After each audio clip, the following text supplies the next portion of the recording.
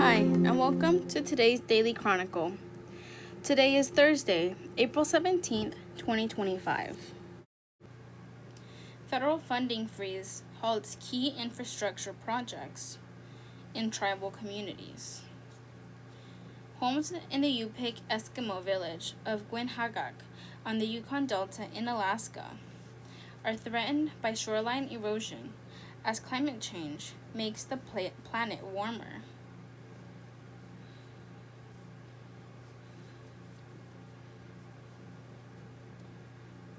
More than 22 tribes and nonprofits in the U.S., including Alaska, have had millions of dollars in federal funds for infrastructure projects frozen. Some of these projects were meant to help address the impacts of climate change.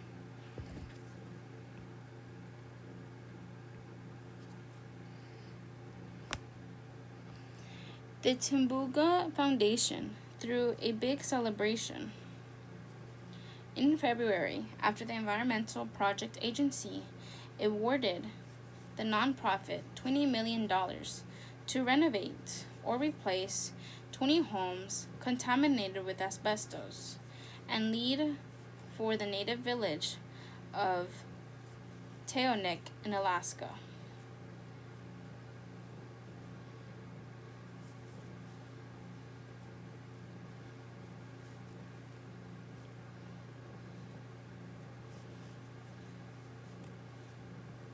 The project, which would also connect the homes to solar panels, aimed to upgrade houses built in the 1960s. We were all just so happy that this grant that's going to literally change some people's lives.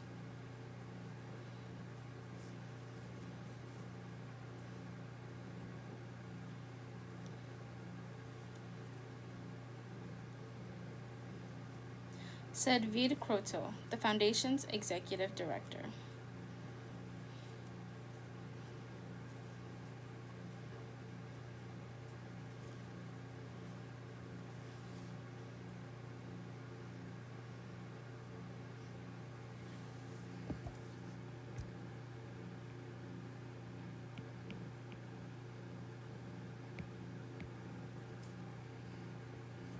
But within a matter of weeks, the Trump administration froze the funding. When Grotto logged onto the federal payment system on March 7th, the status of her grant said suspended. She wasn't alone. More than 22 tribes and nonprofits across the country, from Alaska to the Midwest, have had around $350 million in federal funding for key infrastructure projects frozen, often without notice.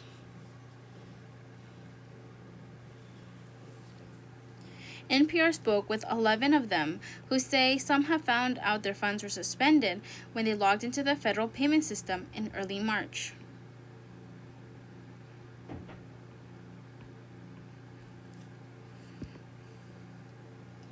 Others have said their grants disappeared from the system entirely. Teonik and other villages in Alaska received no notice whatsoever. Now, tribes don't know if or when they will have funds to address the growing threats of climate change.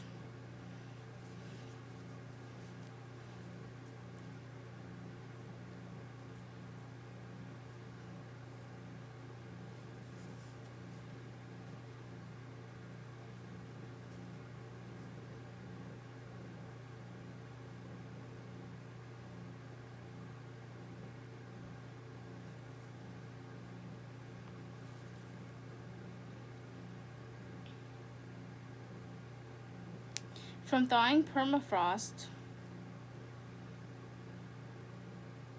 to riverbank erosion to wildfire prevention.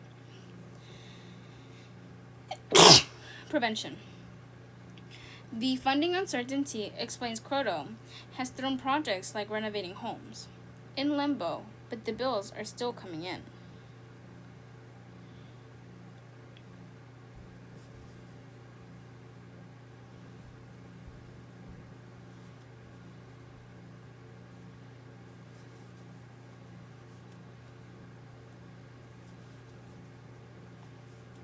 The native village of Tayonek's project, along with the others across the country, were part of nearly $1.6 billion in community change grants, distributed by the IPA's Office of Environmental Justice and external civil rights under the Biden administration.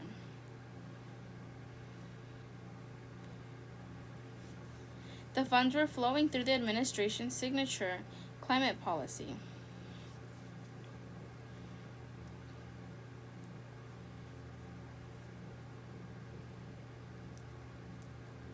The Inflation Reduction Act, but in March, EPA Administrator Lee Zeldin announced the agency would end the Biden-Harris administration's environmental justice and diversity, equity, and inclusion arms of the agency.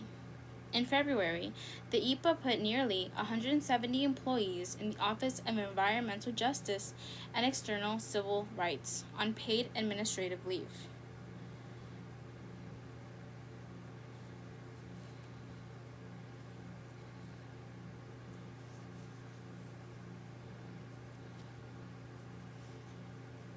Croto says she has been fielding calls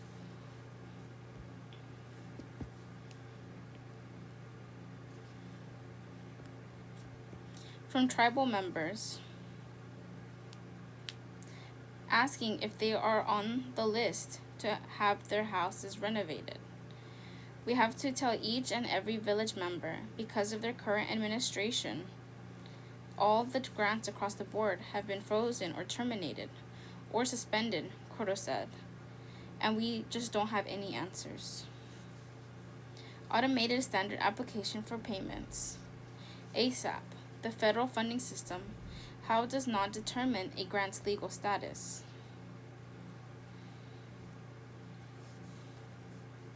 According to Zealand Hoover, a former senior advisor at the EPA under Biden administration. The system was never designed to be used in this manner, constantly toggling thousands of grants on and off.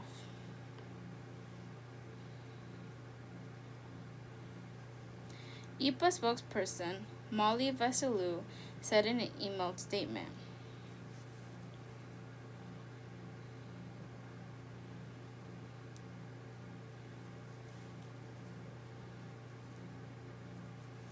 as with any change in administration, the agency is reviewing each grant program to ensure it is appropriate use of taxpayer dollars and to understand how those programs align with the administration priorities. Each individual grant in the Community Change Grant Program is undergoing this review. So for now, the status of the community change grants, including those going to tribal communities, is unknown.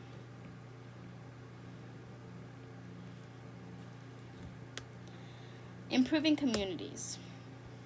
Tyonek is 40 miles south of Anchorage, accessible only by plane or barge. Many people live in multi-generational homes.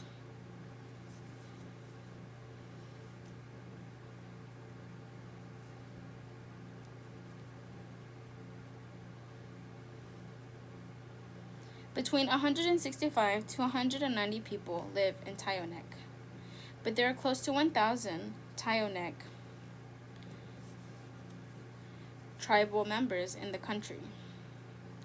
Many who grew up in the village, like Croto, move away to neighboring cities like Anchorage or leave the state.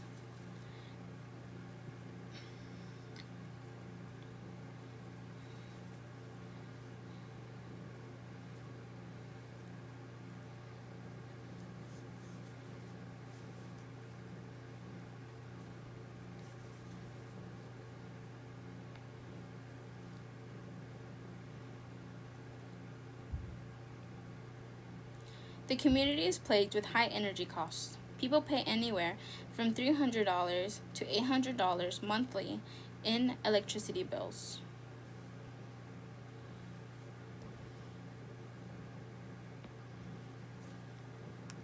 according to Croto, so they heat their homes with wood stoves.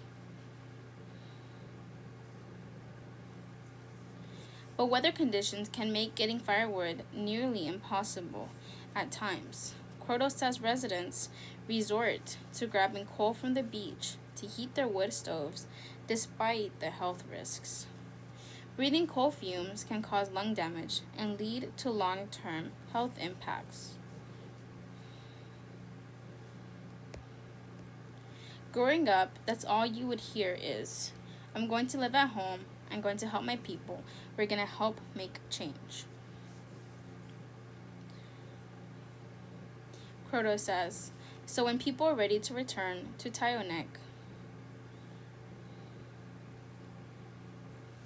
there's no place to live and the cost of living is too high, she says. Community change grants were some of the most flexible dollars in the federal government.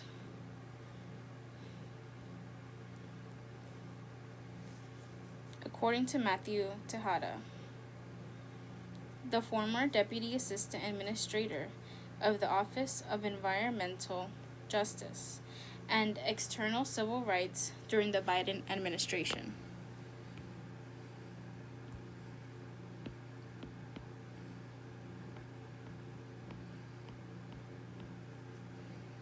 You could just work on housing, you could work on transportation, you could work on food, you could work on flooding, says Tejada.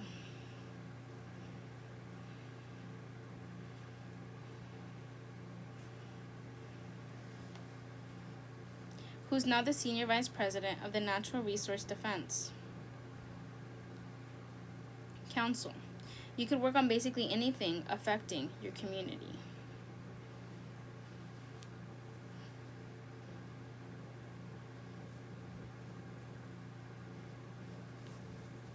The Confederated Tribes of Grand Road in Northwest Oregon discovered they couldn't access nearly $20 million on March 7th. The community planned to use that money to build a community career that could function as an evacuation shelter during wildfires. The facility would also have solar panels to generate power during outages and grid failures.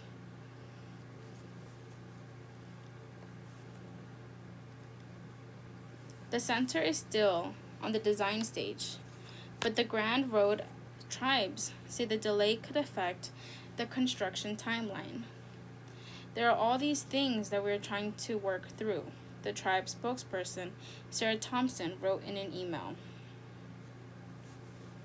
Thompson says the funds from the EPA are meant to support community initiatives in Grand Road and across the country. She says these communities deserve answers, and we pray the federal government stands behind their commitments to these programs. Gussie Lord is the managing attorney of Tribal Partnerships Program at Earth Justice, an environmental nonprofit. She says the funding freeze and federal cuts are really going to impact the people that are most in need of assistance, especially in rural areas.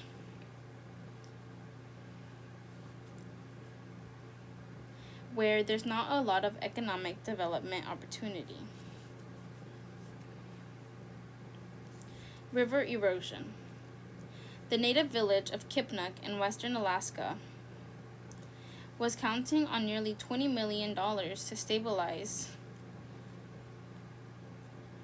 parts of a riverbank that has been steadily eroding due to climate change, which is causing flooding.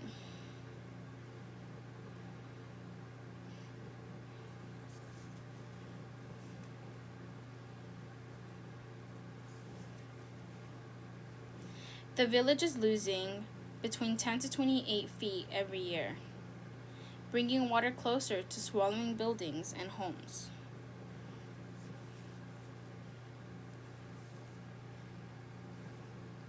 The grant was approved just weeks before President Biden left office.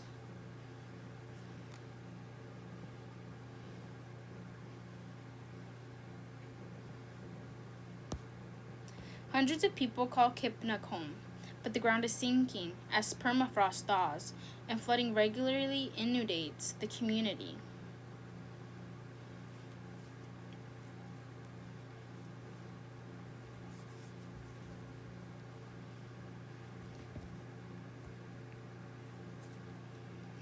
We are starting to see increased impacts of climate change, says Raina Paul, the environmental director for the native village of Kipnuk.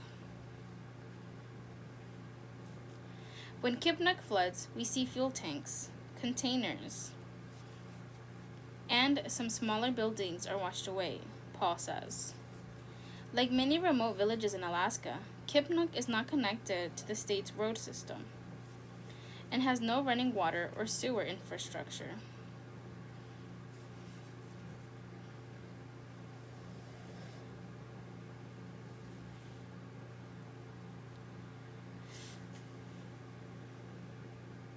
Residents use honey buckets, toilets that need to be emptied manually, and sewage can contaminate Kipnuk's water supply during flooding.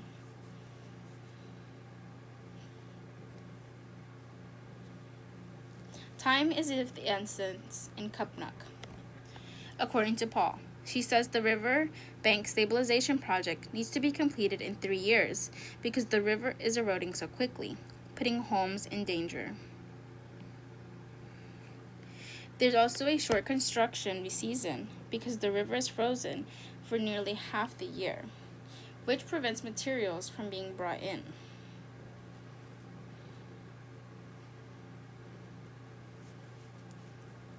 If the riverbank stabilization project is delayed by a year, that would leave us like 2 years to build. I don't think it could happen in 2 years, Paul said. So that's one of my many worries. Paul and others in the village wrote a letter to the Alaska's congressional delegation. Republican Senator Lisa Murkowski and Dan Sullivan, as well as GOP Rep. Nick Bakich. Sullivan's office said in an email that he is assisting groups in Alaska who have had their funding for projects frozen. On behalf of the native village of Kipnuk, Senator Sullivan's office is advocating for the Kipnuk project.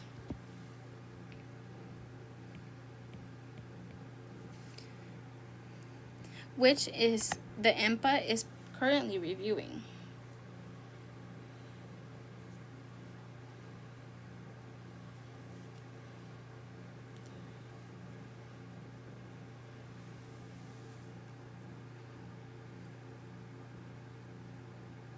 Said Sullivan spokesperson Amanda Coyne. Coyne said the office was not aware of the Tibugunas Foundation project in Tyonek.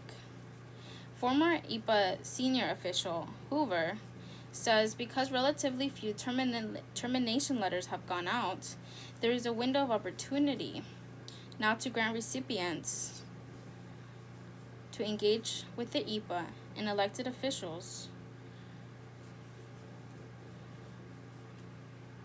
to try to unlock the funding.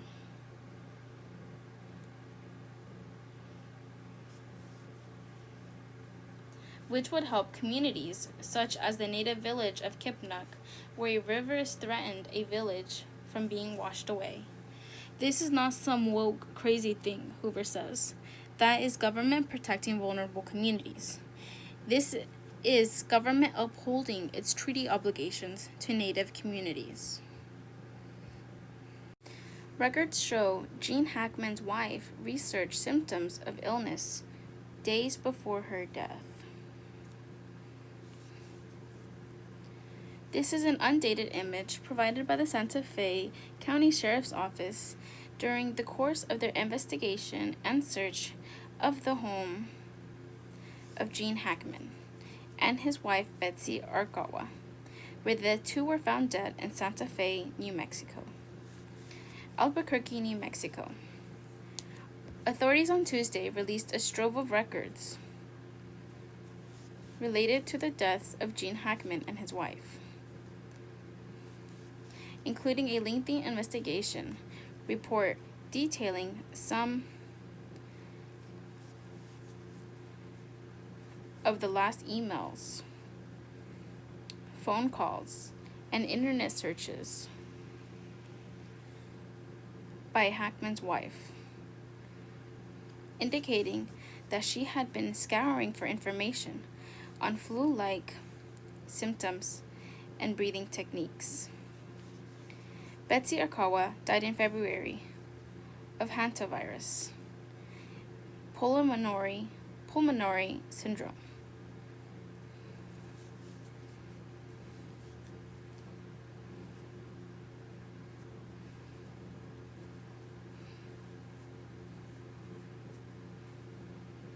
A rare rodent-borne disease that can lead to a range of symptoms that include flu-like illness, headaches, dizziness, and severe respiratory distress. Investigators have said Hackman is believed to have died about a week later of heart disease, with complications from Alzheimer's disease. The partially mummified remains of Hackman, 95, and Arkawa, 65, were found in their Santa Fe home February 26, when maintenance and security workers showed up to the home and alerted the police. Photos, hours of footage, and other documents were made public Tuesday after a recent court order that mandated any depictions of the deceased couple would be blocked from view. Authorities said additional records, including a dashboard camera footage, could later be released. The records had been restricted from release by an earlier temporary court order. The Hackman estate and family members had sought to keep the records sealed to protect the family's privacy.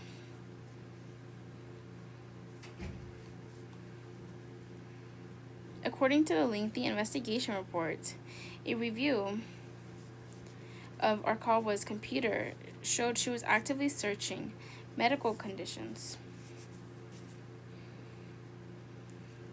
related to COVID-19 and flu-like symptoms. Between February 8th and the morning of February 12th, the searches included questions about whether COVID-19 could cause dizziness or nosebleeds. She also had mentioned in an email to her massage therapist that Hackman had woken up February 11th with flu or cold-like symptoms, but that a COVID-19 test was negative, and she would have to reschedule her appointment for the next day out of abundance of caution. Arkawa's search history also showed a query of concierge medical service in Santa Fe in the morning of February 12th. A review of her phone records by investigators showed she had a call with the service that lasted less than 2 minutes and missed a return call later that afternoon. Investigators reviewed a call history to the home phone along with voicemails.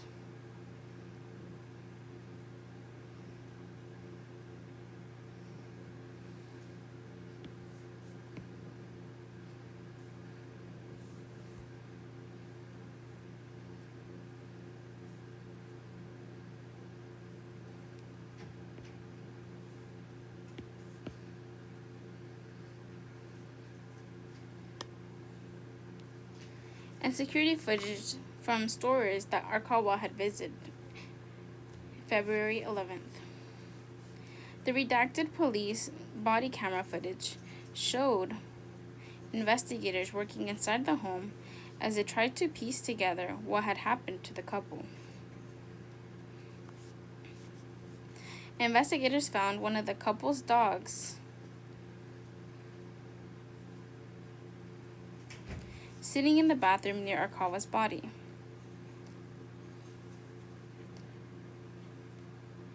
They then walked to the other side of the house where Hackman was found dead.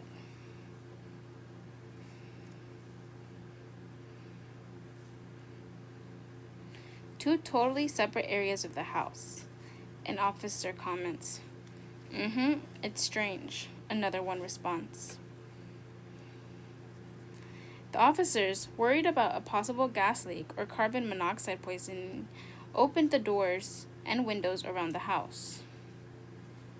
Subsequent testing showed there were no leaks.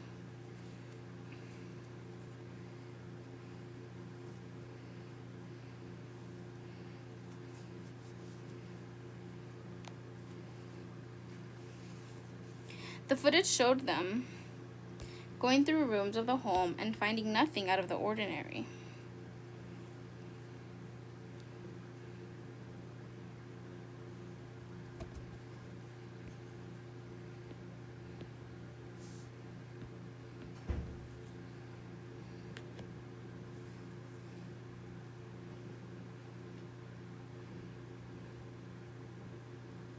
And no signs of forced entry.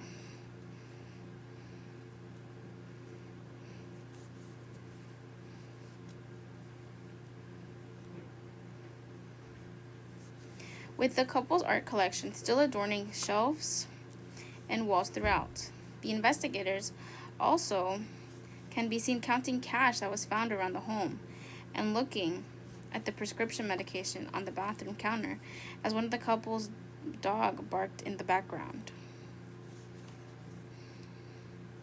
An environmental assessment of Hackman property by state health personnel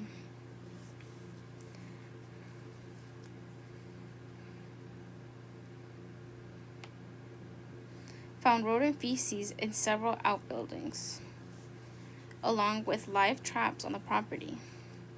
There was no evidence of rodent activity inside the home. Nestled among the Pinon and Juniper Hills overlooking Santa Fe, the Hackman home is not unlike others in the area, as mice are common with the surrounding landscape. One of the couple's 3 dogs also was found dead in a crate in a bathroom closet near Arakawa, while 2 other dogs were found alive. A state veterinary's lab tied the dog's death to dehydration and starvation.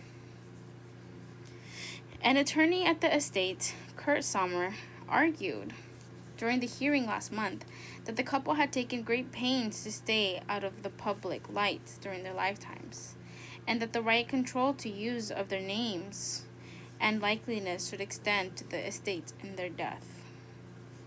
The Associated Press, CBS News, and CBS Studios intervened in the matter, saying in the court filings that they would not decimate images of the couple's bodies and would blur images to obscure them from others' records.